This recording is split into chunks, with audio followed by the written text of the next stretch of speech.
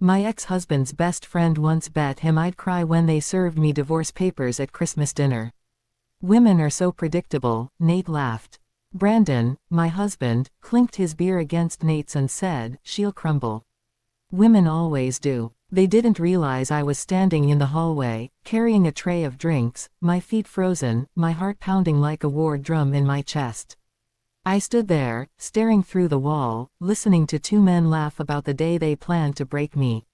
That was 5 days before Christmas. Before we go deeper, thank you for being here. If you believe no woman should ever feel powerless in her own home, hit subscribe. It's free, and it helps us reach others who need strength, not silence. But this story didn't start there. Not really. The unraveling began long before they wagered on my tears. It started with laughter. Always laughter. "You know I could leave you tomorrow, right?"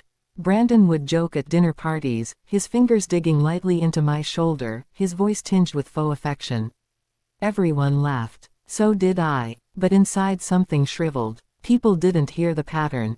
They didn't see how I stopped wearing my red dress after he scoffed, "Trying too hard, aren't we?" Or how I started shrinking myself, carefully checking his tone before I spoke in public. He never raised his voice. Never hit. Brandon was too clever for that. His cruelty wore a suit and a charming smile.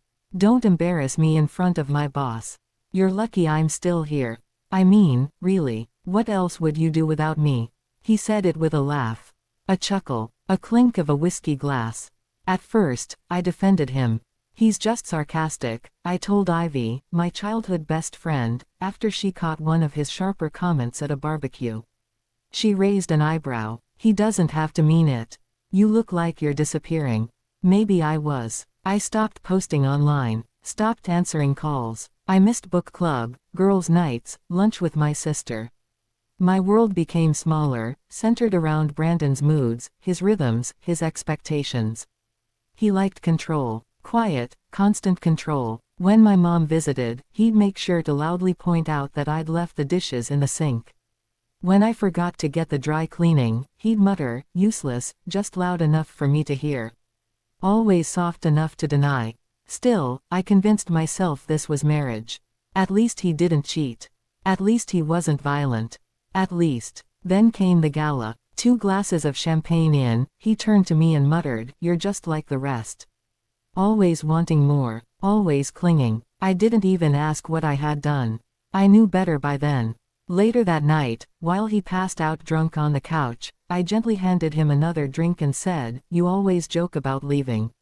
Why not make it official?" He laughed, scrawled his name on a cocktail napkin and said, "There.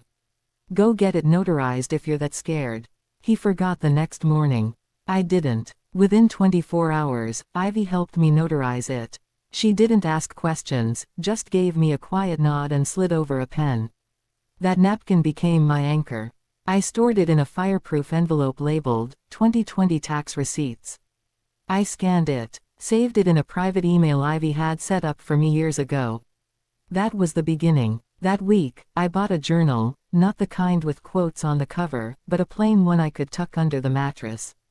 I started documenting dates, moods, remarks, receipts that didn't add up. Nights he came home at 1:15 a.m. smelling like tequila and perfume. I wasn't planning anything, not yet. Then, at his company's New Year party, he told a crowd of interns, "My wife's hobby is overspending." I didn't cry. I excused myself, looked in the mirror, and thought, he thinks I'm soft.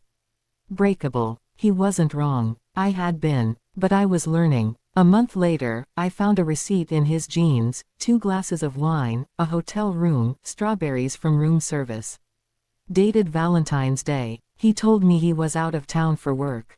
I didn't say a word. I logged it. At dinner one night he said, "If we ever split, you'd come crawling back. You can't even fix the Wi-Fi without me." I nodded. That's true. There's a silence that grows in houses like ours. Not peaceful, just tense. Like a stretched wire ready to snap. Then came the moment I stopped pretending. I woke one night from a nightmare, his voice echoing, "You'll have nothing."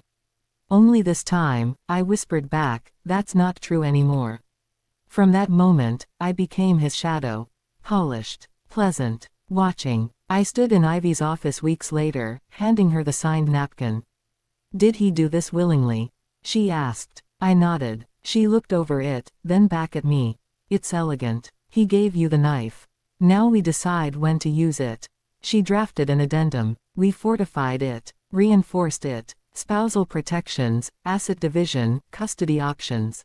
All designed so that if Brandon ever filed first, he'd be triggering his own trap. I smiled at him over dinner. Laughed at his jokes. Praised his aftershave, even though it wasn't the scent from when we first met. He thought I was softening. What he didn't see was that I was sharpening. He left his phone unlocked one night. A message popped up. She doesn't suspect a thing. I'll file on Christmas. Want front row seats. Then a gif of a woman crying into tissues. I didn't even flinch. I made lasagna the next day. His favorite. He ate 2 servings. At a barbecue, Nate cornered him near the grill. "She'll fall apart, man. Too dependent. You've got it made." I stood nearby, arranging fruit. Strawberries in a perfect spiral. I didn't flinch then either. I started recording calls. Not all of them, just the ones that mattered. I logged them, labeled them, archived them. I became a mirror. He saw what he wanted to see. One day I found a receipt with lipstick on it. The color, temptress red. I logged it. Then came Christmas. The table gleamed. Turkey golden, cranberry sauce glistening. Candles flickering. Brandon's parents chatted about retirement. My sister, Hazel, passed around spiced wine. Brandon caught my eye while slicing the turkey and winked. "Best bird yet," his dad said. "She's had practice," Brandon quipped. 8 Christmases, right? 8th, I corrected. He raised a glass. "Here's to 8 more, or however long we last." Everyone laughed. I did too. I had learned to smile. Then came the performance. Brandon stood, tapped his glass. "Before dessert, I have something for my lovely wife." I glanced at Hazel. She smiled, expecting something sweet. Brandon handed me a plain white envelope. "Happy holidays," he said with a grin. Inside, divorce papers, already filed, signed, highlighted. I looked up, smiled. "Thank you," I said sweetly. He blinked. Nate squirmed. I signed them, calmly, handed them back, then reached under the table. "Your real gift," I said. Gold paper, leather folder inside. He opened it. Read the first line. Went pale. Nate leaned in. "What is it?" "It's the agreement Brandon signed last year," I said. "Notarized, updated, filed, under his terms." Brandon stared. "But I filed first." "Which activates this prenup." One last envelope. He opened it slowly. Inside, a sonogram photo. "I'm pregnant. 8 weeks today." His smile flickered, then vanished. "You planned this?" "No," I said. "I prepared." Silence. Thick, heavy, real. Hazel's husband reached for wine and thought better of it. Brandon's mother looked down. Nate avoided eye contact. I stood. "Apple or pecan?" No one answered. Brandon whispered, "You don't have to do this." "I'm not doing anything." "You did." His phone buzzed. He checked it. An email from Ivy's firm. Subject: prenup confirmation. Another buzz. Forwarded to his dad. I turned to Hazel. "I could go for pie now." Brandon sat frozen. I took a bite. Cinnamon and butter. "Peace." He stood. "You think you've won." I didn't respond. He left. No words. No apologies. Hazel muttered, "Always hated that sweater." We laughed. Quiet. Free. I slept in the guest room with Hazel that night. She held my hand in the dark. Wordless. The next morning, he was gone. By 9 a.m., the locksmith arrived. "Make sure none of these work," I told him, handing over Brandon's keys. That night, I moved into the master bedroom. I opened every window, let the wind take the past with it. I found candles I used to love, sandalwood. Lit them. His mail began arriving. Final notices. Past due. I didn't forward a single one. Ivy called. "He's going to be cutting a check so big he'll need a payment plan." I smiled. "Thanks for staying when I didn't even know I needed someone." "The woman he tried to break," Ivy said, "as the one who rebuilt everything without him."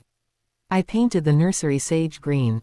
Hung string lights. Played soft jazz while I folded laundry and hummed.